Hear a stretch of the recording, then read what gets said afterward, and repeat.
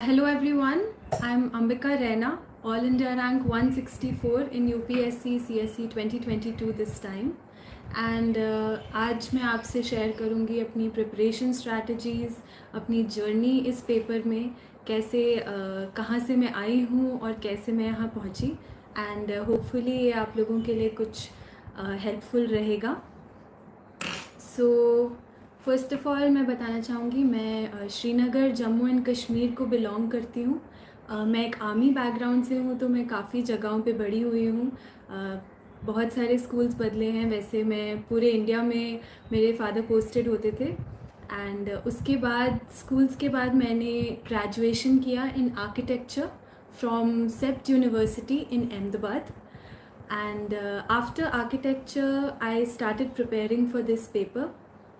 2020 में मेरा first attempt रहा था। एंड उसके बाद 3 अटेम्प्ट्स मुझे लग गए ये एग्ज़ाम क्लियर करने में। 2020 में फ़र्स्ट अटेम्प्ट था 21, और ये 22 के अटेम्प्ट में मैं फ़र्स्ट टाइम इंटरव्यू स्टेज तक गई हूँ। पहले 2 बार सिर्फ प्रीलिम्स क्लियर हो पाया था मेरा, मेंस नहीं क्लियर हो पाया था। इस बार मैंने मेंस क्लियर किया, इंटरव्यू स्टेज तक पहुंची, and eventually I got the rank 164 this time. I was very fortunate. And काफ़ी लंबी जर्नी रही है, एंड काफ़ी कुछ सीखने को मिला है इस जर्नी से। तो बस इसके बारे में आज हम बात करेंगे। आपके कोई भी सवाल हों, आपको कोई स्पेसिफ़िक चीज़ें जाननी है मेरी प्रिपरेशन के बारे में, मेरी जर्नी के बारे में, वो आप मुझे पूछ सकते हैं। I will be happy to answer. तो फर्स्ट क्वेश्चन आया है, मैम हिस्ट्री के लिए Tamil Nadu book is sufficient. So for modern history I would say Spectrum मैंने पढ़ी थी, एंड वो काफ़ी कॉम्प्रिहेंसिव है। उससे डायरेक्ट सवाल बहुत आते हैं, स्पेशली प्रीलिम्स के टाइम पे। Apart from that, for ancient and medieval I use Tamil Nadu books, and that was sufficient for me. I think basic question से स्टार्ट करते हैं। अच्छा क्वेश्चन है, कैसे शुरू किया जाए यूपीएससी जर्नी को। तो यूपीएससी एक बहुत ही वास्ट सिलेबस प्रोवाइड करता है आपको। ये कहा जाता है कि इसका कोई सिलेबस ही नहीं है शायद, और कहीं से भी कोई भी सवाल आ जाता है। तो पहली चीज़ मैं कहूँगी, बहुत इम्पॉर्टेंट है ये समझना कि सिलेबस क्या है और क्या वो लोग आपसे पूछते हैं। एक्चुअली उससे भी पहले आपको ये समझना ज़रूरी है कि आप ये डिसीजन किस लिए ले रहे हैं। तो फर्स्ट ऑफ़ ऑल आप अपने आप से क्वेश्चन करें कि क्या आप बहुत सीरियस हैं, क्योंकि एक टफ़ जर्नी है, और अगर आप सीरियस नहीं होंगे और आप बहुत ज़्यादा पैशनेट नहीं होंगे इसके बारे में, तो काफ़ी मुश्किल है इसको क्लियर करना। तो फर्स्टली आप अपने रीज़न्स क्लियर रखें। सेकेंडली, आप एग्ज़ाम की तैयारी शुरू करने से पहले एग्ज़ाम को समझना ज़रूरी है, तो समझें ज़रूर इसको। उसके लिए सिलेबस यूज़ करें, प्रीवियस ईयर्स क्वेश्चंस देखें। मैंने बहुत सारे टॉपर्स टॉक्स देखे थे, ऐसे ही इसी तरह से काफ़ी सारे लाइव इंटरेक्शंस भी देखे थे, क्या ताकि मैं सीख पाऊँ कि कितनी डिफरेंट टाइप्स की जर्नीज़ रहती हैं लोगों की इस एग्ज़ाम में। एंड डिफरेंट जर्नी से डिफरेंट चीज़ें सीखने को मिलती हैं। कैसे लोग अपने ऑब्स्टिकल्स को नेविगेट करते हैं, कितने टाइप के स्ट्रगल्स रहते हैं लोगों के, एंड उससे काफ़ी इंस्पिरेशन मिलता है। तो वो करते रहिए, देखते रहिए कि कैसे लोगों ने आपसे पहले ये चीज़ क्लियर करी है, उससे आपको काफ़ी गाइडेंस मिलेगी। तो ये पहली चीज़ हो गई। उसके बाद स्टार्ट कैसे करें। आई थिंक सबसे पहले जो इम्पॉर्टेंट चीज़ें हैं वो हैं पॉलिटी को समझना, क्योंकि इससे आपको न्यूज़पेपर रीडिंग में भी बहुत मदद होगी।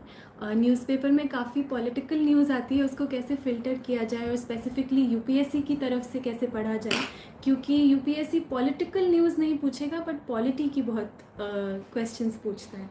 तो इसमें जो फ़र्क है वो आपको पॉलिटी पढ़ के ही समझ में आएगा कि क्या ये है और कैसे इसको समझा जा सकता है। मैंने अपनी सिलेबस पॉलिटी से स्टार्ट किया था, फिर हिस्ट्री पढ़ा, इकोनॉमिक्स पढ़ा, साथ साथ पैरेलल ये होता है। शुरू में बहुत सारा डेप्थ में पढ़ना मुश्किल होता है, ओवरव्यू मिल जाए ताकि न्यूज़पेपर रीडिंग थोड़ी रिफाइन हो जाए, वही काफ़ी है।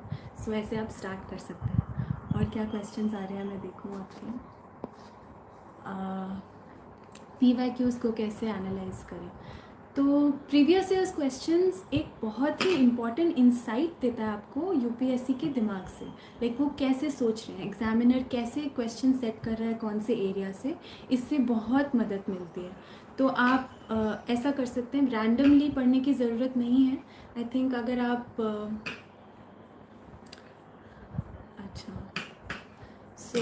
रैंडमली पढ़ने की ज़रूरत नहीं है। अगर आप सिलेबस के हिसाब से पढ़ें, मैंने कुछ कोचिंग इंस्टीट्यूशंस कंपाइलेशंस बनाते हैं कि इस सिलेबस के टॉपिक से पिछले 5 साल में क्या क्वेश्चंस आए हैं, इस पर्टिकुलर टॉपिक से पिछले 5 साल में क्या क्वेश्चंस आए हैं, उस हिसाब से आप उसको पढ़ें। पर्टिकुलर सिलेबस का टॉपिक देखें, उसमें कौन से रीजन से कैसे टाइप के सवाल आ रहे हैं वो समझने की कोशिश करें, सो दैट आपको पता चले कि यूपीएससी किस टाइप के सवाल पूछ रहा है हर एरिया से। वो एरिया तो बहुत वास्ट हो सकता है। अगर एग्जीक्यूटिव का एरिया देखा जाए पॉलिटी में, एक एग्जाम्पल की तरह लेना चाहूँगी, तो एग्जीक्यूटिव के बारे में यूपीएससी एग्जैक्टली क्या पूछ रहा है, instead of going in all the breath and width and depth of the topic, you should refine your study to the portion that UPSC is asking you, so that your preparation is very relevant. So PYQs को इस तरह से आप use कर सकते हैं to understand कि किस एरिया से what kind of question is coming. Job के साथ कैसे प्रिपेयर कर सकते हैं, तो ये आई थिंक मैं आपको नहीं बता पाऊँगी, क्योंकि मैंने जॉब नहीं करी। अपनी प्रिपरेशन के टाइम में घर पे ही थी एंड मेरे पेरेंट्स ने मुझे सपोर्ट किया। तो I am pretty sure job के साथ प्रिपेयर करना बहुत ही टफ़ होगा, क्योंकि बिना जॉब के प्रिपेयर करना ही इतना टफ़ है, तो जॉब के साथ तो ऑब्वियसली आपके प्रेशर्स बढ़ जाते हैं। बट ऐसा नहीं है कि लोगों ने पहले क्लियर नहीं किया है। आप देखें टॉपर्स की जर्नीज़, बहुत सारे ऐसे टॉपर्स रहे हैं जिनकी जॉब के बाद बच्चों के साथ ऐसे भी उन्होंने प्रिपेयर किया है। तो ये जर्नीज़ बहुत इंस्पिरेशनल हैं, आप उनसे गाइडेंस लें और उस हिसाब से अपना टाइम मैनेज करें। How to choose optional subject. So मेरा जैसे ग्रेजुएशन सब्जेक्ट आर्किटेक्चर में था, and architecture is not a subject in UPSC, तो I had to select totally new subject for my optional. तो मैंने कैसे किया वो मैं आपको बता सकती हूँ। I went for reading of the syllabus of the optional. I try to understand कि किस टाइप्स के ऑप्शनल्स हैं, स्पेशली जो थोड़े जनरल ऑप्शनल्स हैं जो टेक्निकल नहीं है, जैसे सिविल इंजीनियरिंग या मेडिकल साइंस, तो ऑब्वियसली मैं नहीं ले सकती थी। But political science, sociology, anthropology also to a certain extent, even psychology और फिलॉसफी भी मुझे काफ़ी इंटरेस्टिंग लगा था। तो इनके मैंने पुराने जो क्वेश्चंस हैं वो उठा के देखे। मैंने देखा कि किस टाइप के क्वेश्चंस पूछे जाते हैं, कैसे मुझे प्रिपेयर करना पड़ेगा इसके लिए, तो वो मैंने देखा। उसके बाद आई थिंक 2 चीज़ें बहुत इंपॉर्टेंट रहती हैं। इट्स नॉट जस्ट कि आपको सिलेबस में इंटरेस्ट हो, but also that optional has resources available, कि आपके पास टीचर अच्छा हो, क्योंकि ऑप्शनल थोड़ा डेप्थ में पढ़ना पड़ता है। सो उसके लिए रिसोर्सेज इंपॉर्टेंट होते हैं, गाइडेंस इंपॉर्टेंट होती है। टेक्निकल होता है थोड़ा सा, तो गाइडेंस और इम्पॉर्टेंट हो जाती है। तो आपके पास रिसोर्सेज अवेलेबल हों। उसके पहले ऑप्शनल अच्छा कर रहा हो, ये भी थोड़ा इम्पॉर्टेंट फैक्टर है कि फ़िलॉसफी आपने ले लिया बट आपको फ़िलॉसफी का कुछ पता नहीं है, कोई ज़्यादा रिसोर्सेज अवेलेबल नहीं, तो आप कैसे प्रिपेयर करोगे, तो ये भी इम्पॉर्टेंट हो जाता है। एंड सबसे इम्पॉर्टेंट होता है कि आप उस ऑप्शनल को एक एक्सटेंडेड पीरियड ऑफ टाइम के लिए डेप्थ में पढ़ पाएँ। तो मेरा इंटरेस्ट इंटरनेशनल रिलेशंस में काफ़ी था, and that's why I selected PSIR। Newspaper में हिंदू सफिशेंट है क्या? हिंदू मैं 2 न्यूज़पेपर पढ़ती थी, Indian Express and the Hindu. And Hindu काफ़ी कॉम्प्रिहेंसिव है। I would say that if you are reading it from end to end, then it is quite a good newspaper to read. You can supplement it by occasional reading of Indian Express, क्योंकि उसमें IR का portion काफ़ी अच्छा आता है, सी राजा मोहन के articles होते हैं। इवन पॉलिटी पोर्शन अच्छा आता है, प्रताप भानु मेहता जी के आर्टिकल्स होते हैं। So that way you can do a little bit of selective reading of Indian express also, but Hindu is a good news paper two read. What else? Coaching की कितनी importance है? Prelims smart strategy. Okay, coaching मैंने सिर्फ optional के लिए ली थी, वो भी सिर्फ क्रैश कोर्स टाइप्स कोचिंग ली थी मैंने। तो जीएस के लिए मैंने कोई कोचिंग नहीं ली थी, सिर्फ थर्ड अटेम्प्ट में मैंने एसए और एथिक्स के लिए गाइडेंस ली थी मनोज झा सर से, जो जीएस कोर में है। एंड वो काफ़ी इम्पॉर्टेंट थी क्योंकि मेरा स्कोर अटक गया था। तो आप इस हिसाब से पर्सनलाइज तरीके से देख सकते हैं। कोचिंग इम्पॉर्टेंट हो जाती है अगर आपके पास कोई गाइडेंस अवेलेबल नहीं है, कोई पीयर ग्रुप नहीं है, तो रिसोर्सेज अवेलेबल होना इम्पॉर्टेंट होता है इस एग्ज़ाम में। आपको अगर कोई बैकग्राउंड नहीं है, जैसे अगर आप इंजीनियरिंग या मेडिकल साइंस बैकग्राउंड से, तो थोड़ा हेलो या तो आप ऐसा ना करें कि आप सिर्फ कोचिंग पे डिपेंडेंट रहें, आप सेल्फ स्टडी करते रहें। आप इम्पॉर्टेंस दें कि आप रिवाइज़ करें उस चीज़ को जो आपको कोचिंग में पढ़ाई है। और अगर आप दिल्ली में नहीं रहते हैं, अगर आप किसी रिमोट एरिया में रहते हैं, तो बहुत सारे ऑनलाइन कोर्सेज भी अवेलेबल हैं in case you need coaching. Otherwise self study is also enough. I have prepared with self study, so I would say that it's possible. Advantages for architects, not really. ऐसा कुछ नहीं है, advantage कुछ नहीं होता है। UPSC एक बहुत बड़ी लेवल प्लेइंग फील्ड है, इसमें सब इक्वली अंदर आते हैं, इक्वली वुंडेड होते हैं इस बैटल फील्ड में। सो ऐसा कोई वो नहीं है। Prelim strategy, so prelims I think सबसे ज़्यादा इस एग्ज़ाम का कॉम्प्लेक्स तो नहीं कहूँगी, बट बहुत ही अनप्रिडिक्टेबल पार्ट है इस एग्ज़ाम के लिए। सो प्रीलिम्स को टैकल करना बहुत इंपॉर्टेंट है, बिकॉज अगर आपकी प्रीलिम्स नहीं हुए तो आप आगे ही नहीं बढ़ पाएंगे। So then I would say I was able to clear prelims all 3 times, even though मैं ऐसा नहीं क्लेम करूँगी कि मैं बहुत ज़्यादा अमेजिंग हूँ प्रीलिम्स में, because all 3 times I could only clear it by about 2 or 3 marks। I think maximum 4 marks से ज़्यादा मेरा कट ऑफ के ऊपर नहीं गया है score. But the important part about prelims is you just have to clear it. You don't have to clear it by 130-140 marks. You can just clear it and it is not counted in the merit. तो उसको clear करने की थोड़े कुछ मैं आपको tips and tricks बता सकती हूँ।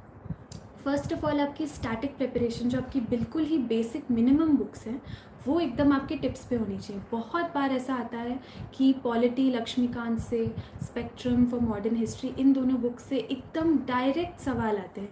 NCERT of geography, very direct and absolutely clear questions in prelims come from these sources.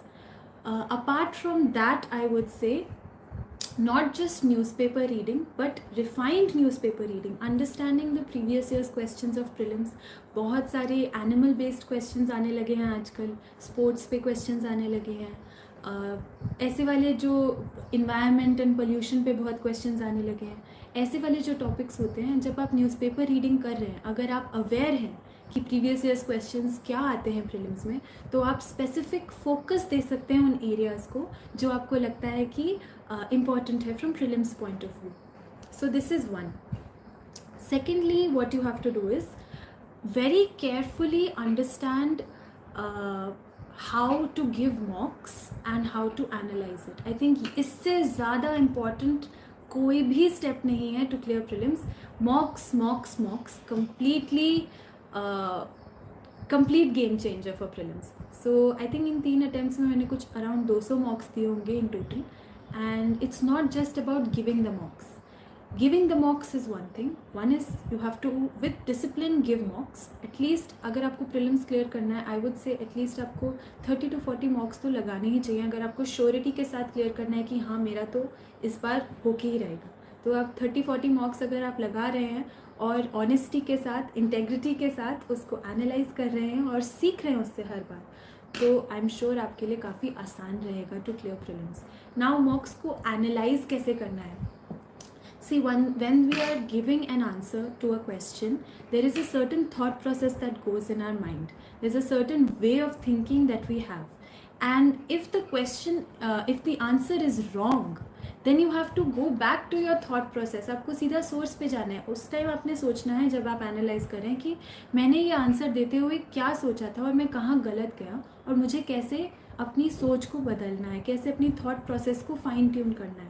जब आप बार बार बहुत सारे क्वेश्चंस में ऐसा करेंगे, तो आप पाएंगे कि आपकी थॉट प्रोसेस धीरे धीरे मोल्ड होती जा रही है towards giving the right answer. So prelims के लिए मॉक्स, giving मॉक्स, and more important than that, analysing your papers is very very important.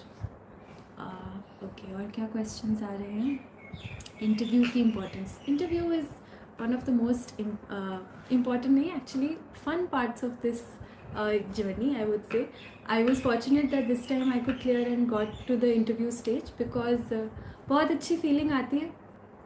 थोड़ा स्कैरी भी होता है because you're facing such distinguished people on the panel and you have to answer to them who are so knowledgeable and they have so much of life experience, so it's a little bit intimidating, but it's a very good experience. You get to know about yourself so much, you get to know about your opinions so much, you think about things, introspection करते हो, तो ये पूरी journey काफ़ी enjoyable होती है.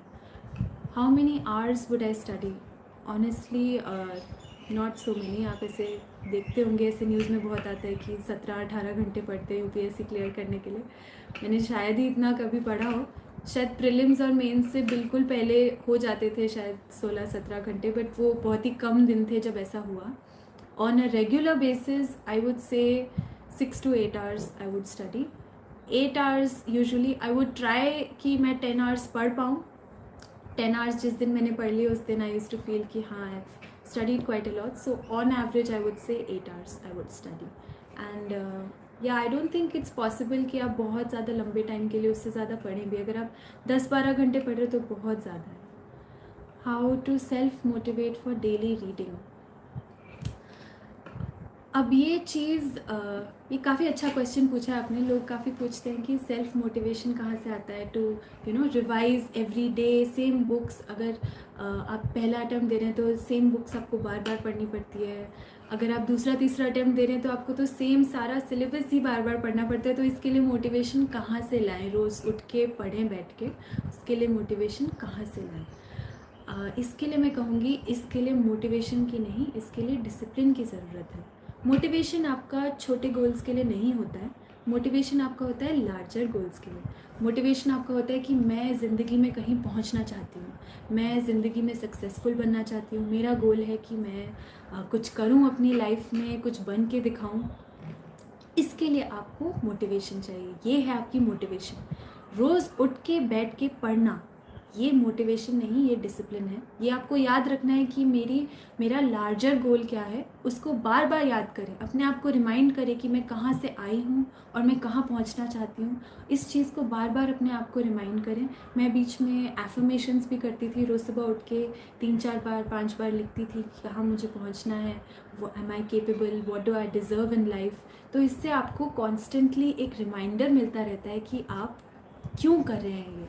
क्योंकि ये छोटी मोटी चीज़ों में जब आप फंस जाए ना कि अरे मुझे तो लक्ष्मीकांत दूसरी बार रिवाइज़ करनी है, चौथी बार रिवाइज़ करनी है, तो आप लार्जर गोल को कभी कभी भूल जाते हैं कि मैंने ये शुरू ही क्यों किया था. तो उसमें ना उलझें, रोज़ रोज़ की छोटी छोटी चीज़ों में ना उलझें. आप अपने आप को मोटिवेटेड रखें with your larger goal in mind. With your motivation you can build discipline. So उससे आप रोज़ आपको थोड़ा थोड़ा पढ़ते रहना है और कंसिस्टेंसी से ही ये एग्ज़ाम पास होता है. और क्या क्वेश्चंस हैं? I am so glad that everyone is asking such relevant questions and I am able to answer these questions because बहुत इंपॉर्टेंट होती है.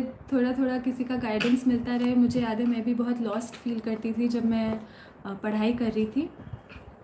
पूछ रहे हैं इज़ वन अटैम्प्ट इनफ? वो डिपेंड करता है आप पे, आप कितना. बहुत सारे लोग हैं जो पहले अटैम्प्ट में क्लियर कर जाते हैं एंड बहुत रिस्पेक्ट है मुझे उन लोगों के लिए, क्योंकि आपको बहुत ही रिगोरस तरीके से पढ़ना पड़ता है और एक स्ट्रेटेजिक तरीके से अपनी जर्नी को प्लान करना पड़ता है. And definitely it's doable if you have the motivation and discipline. It's doable. How to revise? So revision के लिए दो तीन तरीके हैं. एक है अगर आप नोट्स बनाते हैं अपने खुद के.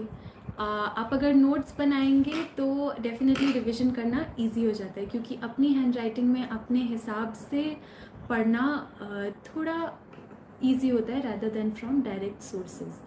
बट कुछ बुक्स से मैंने नोट्स बनाए थे. ज्योग्राफी के नोट्स बनाए थे मैंने, इकोनॉमिक्स के नोट्स बनाए थे जो बार बार शॉर्ट में मैं पढ़ सकती थी. एंशिएंट और मिडीवल इंडिया के नोट्स बनाए थे. बट कुछ सब्जेक्ट्स जैसे कि लक्ष्मीकांत है, स्पेक्ट्रम है, ये बहुत ही इंपॉर्टेंट सोर्सेज हैं और इनको ये ऑलरेडी मुझे लगता है एक नोट्स फॉर्म में है. ये दोनों बुक्स, बिकॉज एक एक लाइन इतनी इंपॉर्टेंट हो जाती है कि इसको शॉर्टन कैसे करें मुश्किल है। तो इन बुक्स को तो आपको बार बार पढ़ना ही पड़ेगा, because recall value is of a lot of importance in UPSC.